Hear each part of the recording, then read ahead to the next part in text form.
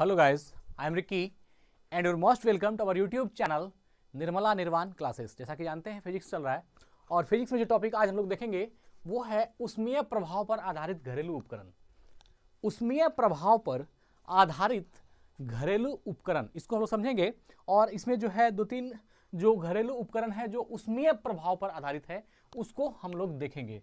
तो उष्मीय प्रभाव पर आधारित का अर्थ है ना, आधारित घरेलू उपकरण मतलब कि जो उष्मा है, जो हीट है ना, उससे इफेक्टेड जो भी चीजें होंगी, जो गैजेट्स होंगे, जो सामान होगा, जो उपकरण होगा, हम लोग उसका अध्ययन इसमें करेंगे।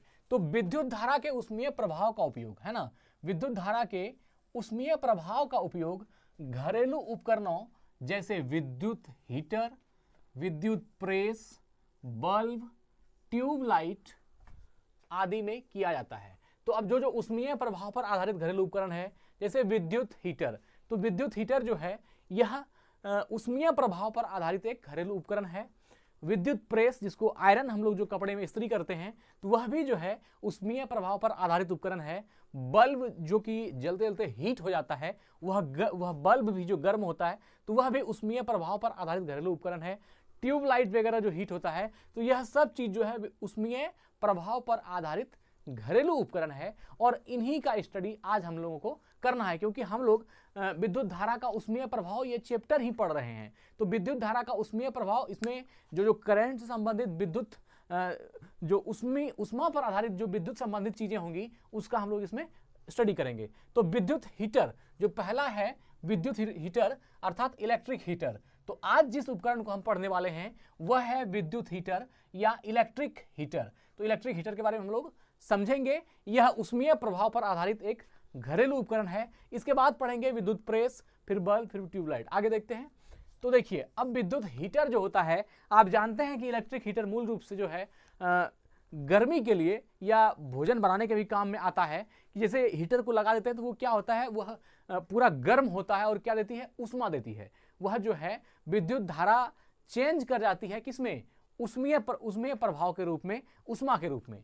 तो इसमें क्या होता है, इसमें प्लास्टर ऑफ पेरिस का, किसका, प्लास्टर ऑफ पेरिस का बना एक खांचेदार प्लेट होता है जिसमें मिश्र धातु मिश्र धातु निक्रोम जो होता है वह निकेल एवं क्रोमियम का मिश्र धातु होता है ना, निकेल एवं क्रोमियम का मिश्र धातु का एलिमेंट लगा होता है। तो यह बात समझिए, जो विद्युत हीटर है इसमें प्लास्टर ऑफ पेरिस का बना हुआ एक खांचेदार प्लेट होता है। विद्युत हीटर का जो प्लेट होता है, विद्युत हीटर का जो खांचेदार प्लेट होता है वह किसका बना होता है, तो वह प्लास्टर ऑफ पेरिस का बना हुआ होता है, जो कि मिश्र धातु होता है निक्रोम का, अर्थात निकेल एवं क्रोमियम।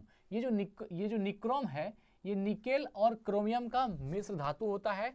इसका एक एलिमेंट जो है इसमें इलेक्ट्रिक हीटर में लगा हुआ होता है।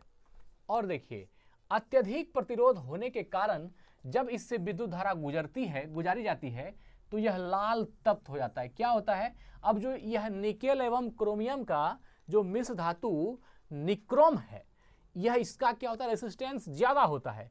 और जब अत्यधिक रेसिस्टेंस होता है, अत्यधिक प्रतिरोध होता है, तो अत्यधिक प्रतिरोध होने के कारण क्या होता है, जब इससे विद्युत धारा गुजारी जाती है तो यह लाल तप्त हो जाता है ना। रेसिस्टेंस ज्यादा है और उससे जब विद्युत धारा प्रवाहित होती है तो वह क्या हो जाता है, लाल तप्त हो जाता है, वह गर्म हो जाता है, वह लाल तप्त हो जाता है और अत्यधिक उष्मा देता है। और क्या करता है, और भी ज्यादा हीट प्रोड्यूस करता है।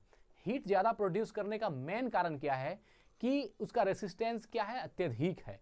हाई प्रतिरोध होने के कारण क्या होता है, उसमें जब उसमें धारा जाती है तो धारा मतलब फ्लो ऑफ इलेक्ट्रॉन, तो इलेक्ट्रॉन का जो फ्लो है वह उस हाई रेसिस्टेंस वाला जो मेटल में जब जाता है तो क्या हो जाती है, उस इलेक्ट्रॉन को उसमें प्रवाहित होने में जो है उसका रेसिस्टेंस, उसका जो प्रतिरोध, जो उसका आणविक कण है वह उसको रोकता है। और इस रोकने के क्रम में क्या होता है, वह जो इलेक्ट्रॉन की एनर्जी थी वह उसके कणों में हल्का हल्का जो है बंटना शुरू हो जाती है। और कणों में जब इलेक्ट्रॉन से आवेश उसके कणों तक पहुंचता है तो वो क्या होती है, धीरे धीरे हीट होना शुरू हो जाता है। तो अब जितना ज्यादा रेसिस्टेंस होगा वह उतना ही ज्यादा हीट होगा, अर्थात उतना ही ज्यादा उष्मा देगा, क्योंकि उसमें इलेक्ट्रॉन को फ्लो होने में जो है ज़्यादा प्रतिरोध का सामना, ज़्यादा दिक्कत का सामना करना पड़ता है, और उसमें क्या होती है, इलेक्ट्रॉन की एनर्जी जो है उसके अणुओं में, परमाणुओं में धीरे धीरे प्रवाहित होने लगती है, और वो क्या होता है, पूरा हीट हो जाता है। तो ये जो बात है कि अत्यधिक प्रतिरोध होने के कारण जब इससे विद्युत धारा गुजारी जाती है तो यह लाल तप्त हो जाता है। लाल तप्त अवस्था में तार का तापमान है ना 800 डिग्री सेल्सियस से 1000 डिग्री सेल्सियस तक होता है। अब देखिए इतना हाई टेम्परेचर हो जाता है। लाल तप्त अवस्था जब होती है तो उसमें जो वह जो निक्रोम का तार है, जो निकेल और क्रोमियम के मिश्र धातु का एलिमेंट का बना हुआ है, उस तार का तापमान कितना हो जाता है, 800 डिग्री सेल्सियस से 1000 डिग्री सेल्सियस तक हो जाता है। अब इतना हाई टेम्परेचर होगा किसी भी वायर में तो स्वाभाविक है वह लाल तप्त तो हो ही जाएगा, है ना, वह बहुत ही ज्यादा ऊष्मा जो है प्रोड्यूस करेगा। एक अच्छे हीटर के एलिमेंट की प्रतिरोधकता अधिक होनी चाहिए।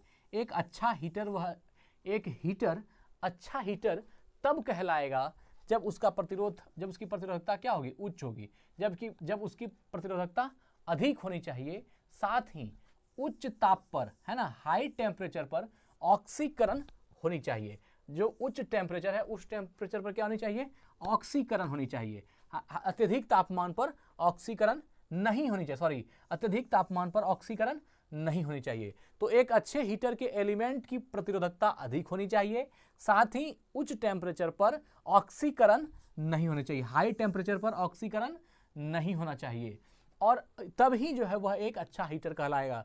तो अच्छे हीटर होने के लिए दो शर्तें हैं, एक तो है प्रतिरोधकता का उच्च होना, और दूसरा है कि उच्च ताप पर ऑक्सीकरण नहीं होना, है ना। दो बात, एक है कि अच्छा हीटर, कोई हीटर अच्छा हीटर तब कहलाएगा जब उसकी प्रतिरोधकता उच्च है, अर्थात हाई रेजिस्टेंस है, और दूसरा बात क्या होना चाहिए कि हाई टेम्परेचर पर ऑक्सीकरण नहीं होना चाहिए। अगर ये दो कंडीशन हो रहा है किसी हीटर में तो वह एक अच्छा हीटर कहलाएगा, वह एक उत्तम हीटर है। तो आज हम लोगों ने देखा विद्युत हीटर, इलेक्ट्रिक हीटर। मूल रूप से इसको याद रखने वाली जो बात है कि इसमें प्लास्टर ऑफ पेरिस का बना हुआ एक खांचेदार प्लेट होता है, जिसमें उस प्लेट में ही मिश्र धातु निक्रोम का अर्थ हुआ निकेल और क्रोमियम का मिश्र धातु का एलिमेंट लगा होता है। मूल रूप से ये जो खांचेदार प्लेट प्लास्टर ऑफ पेरिस का कह रहा है, ये एक गोल टाइप का रहता है, राउंड तरफ का गोल जैसा रहता है, और इसमें जो है यह जो प्लास्टर ऑफ पेरिस का प्लेट है वह नीचे में एडजस्ट रहता है, और इस प्लेट के ऊपर जो है एक वायर, यह जो निक्रोम और निकेल और क्रोमियम का मिश्र धातु का वायर है वह ऐसे ऐसे लगा हुआ होता है। तो इस तरह से जब इसमें सेट होता है तो यह जो है यह निक्रोम हो गया, जो निकेल और क्रोमियम का मिश्र धातु का एलिमेंट है, ये लगा होता है, और जो है इसमें वायर दी होती है। अब जब आप यहाँ पर प्लग इन करते हैं इसका, है ना, यहाँ पर जैसे ही प्लग इन करेंगे तो वो क्या होगी, विद्युत धारा इसमें जाना शुरू हो जाती है, और यह जो निक्रोम का जो होता है, निकेल और क्रोमियम के मिश्र धातु का, इसका अधिक टेम्परेचर, अधिक प्रतिरोध होने के कारण क्या होता है, इससे विद्युत धारा गुजरती है, और यह क्या होता है, लाल तप्त हो जाता है। ये जो वायर, ये जो निक्रोम की वायर है, ये लाल तप्त हो जाती है और अत्यधिक ऊष्मा देती है। ये काम है हीटर का। और लाल तप्त अवस्था में तार का टेम्परेचर कितना होता है, 800 डिग्री से 1000 डिग्री सेल्सियस तक हो जाता है। तो मित्र, आज हम लोगों ने देखा कि विद्युत हीटर क्या है, इलेक्ट्रिक हीटर को समझा। फिर अगले दिन अगली वीडियो में जो ऊष्मीय प्रभाव पर आधारित घरेलू उपकरण विद्युत प्रेस है, आयरन इस्त्री जिसको बोलते हैं, हम लोग उसको अगली वीडियो में देखेंगे। धन्यवाद, स्वस्थ रहें, अपना ख्याल रखें, जय हिंद।